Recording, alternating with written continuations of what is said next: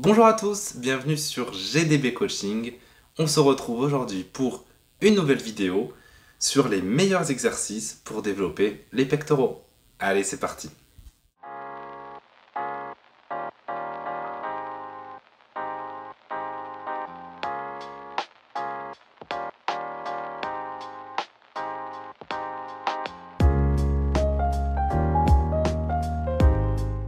Allez, on est parti au niveau des pectoraux. Comme d'habitude, un tout petit peu d'anatomie pour commencer. Notre cher Jean-Roch, malheureusement, ne pourra pas nous aider aujourd'hui. Petit problème au niveau des articulations de l'épaule. Donc Jean-Roch, on aura besoin de toi une prochaine fois. Allez, salut mon grand. Oh. Allez, au niveau des pectoraux, nous allons parler essentiellement du grand pectoral, c'est celui qui va nous intéresser. Il est constitué de 3 faisceaux principaux. Le faisceau supérieur, pour simplifier c'est le haut des pectoraux, le faisceau moyen et le faisceau antérieur. Ces 3 faisceaux permettent de réaliser plusieurs mouvements. On peut faire tout ce qui concerne l'exercice de poussée, donc ça va être l'antépulsion du bras, et ensuite ça permet aussi de faire l'adduction du bras, comme ceci. Au niveau des insertions, pour aller très vite, en gros, c'est au niveau des clavicules et ça se termine au niveau du sternum.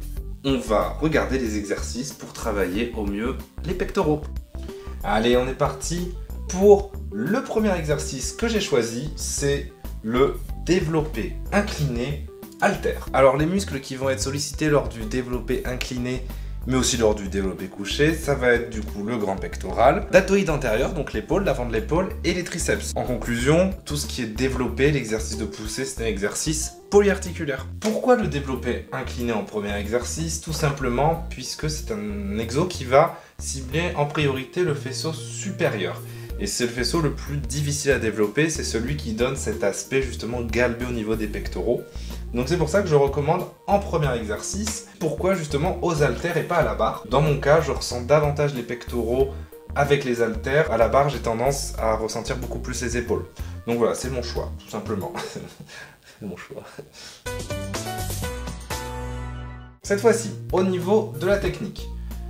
Hop, je mets en pause. Donc plusieurs façons de le faire. Quand le poids est relativement léger, on s'embête pas, on a nos poids sur les jambes, on attrape avec nos bras et on se place. Lorsque la charge devient plus lourde, on peut s'aider de nos jambes. On lève une jambe, puis l'autre, et ensuite on se place. Pour le placement, on vient fixer le dos sur le banc, on serre les omoplates le plus possible pour garder bien les épaules en arrière. Sinon, on peut avoir des problèmes au niveau de l'épaule. J'en parlerai un peu plus dans une autre vidéo.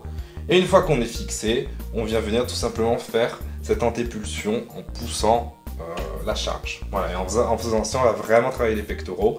Vu qu'on a une légère inclinaison autour de 30 degrés en général, c'est le mieux, on vient vraiment cibler un peu plus ce faisceau supérieur. On reste gainé tout le long du mouvement, on ne fait pas une hyperlordose, on ne creuse pas trop le dos. Les pieds sont bien ancrés au sol et les épaules pas trop vers l'extérieur. On est bon pour le premier exemple.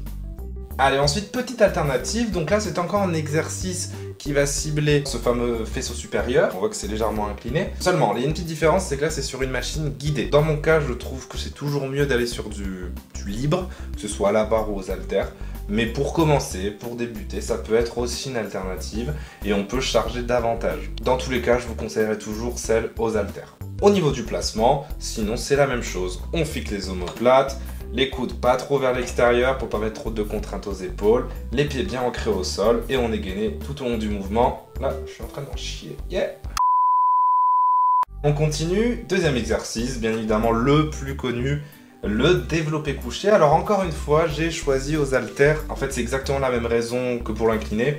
Je ressens beaucoup plus les pectoraux puisque je peux vraiment choisir où je place les haltères. Et surtout, je sens beaucoup moins mes épaules. Dans mon cas, d'accord, certaines personnes se sentent beaucoup les pectoraux et n'ont pas de problème à la barre. On n'a pas tous la même morphologie, donc c'est selon votre expérience. Au niveau du placement, ça va être un petit peu pareil que sur l'incliné. On met nos 2 haltères sur les 2 jambes. On bascule en arrière, on fixe nos omoplates, les pieds ancrés au sol, les coudes pas trop vers l'extérieur, et après, on vient pousser les haltères. L'amplitude, on essaye quand même de descendre suffisamment si on veut vraiment chercher quand même un étirement du grand pectoral, et comme ça, on a vraiment le meilleur recrutement possible, tout simplement. Allez, on termine sur le dernier exercice. Pas du tout, c'est pas du tout le dernier exo. Non, c'est pas du tout le dernier, parce qu'il y a encore la poulie à frais, bordel de merde. Allez, on continue cette fois-ci sur un exercice d'isolation. On l'a vu au début de la vidéo, que le grand pectoral permettait de faire l'antépulsion, mais ça permet aussi de faire l'adduction.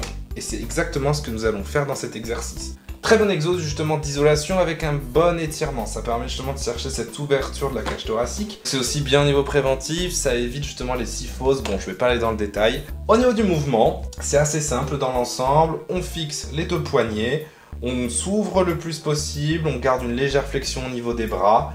Et ensuite, on vient venir faire l'adduction justement. Pour le mouvement, comme nous sommes sur de l'isolation, pas besoin de mettre très très lourd. La phase excentrique, on vient la contrôler. Et sur la phase concentrique, c'est-à-dire la phase où nous ramenons les 2 poignets, on peut rajouter une petite contraction en maintenant quelques secondes. Très très bon exercice dans l'ensemble. On peut l'intensifier avec différentes méthodes. Mais ça, on le verra dans d'autres vidéos.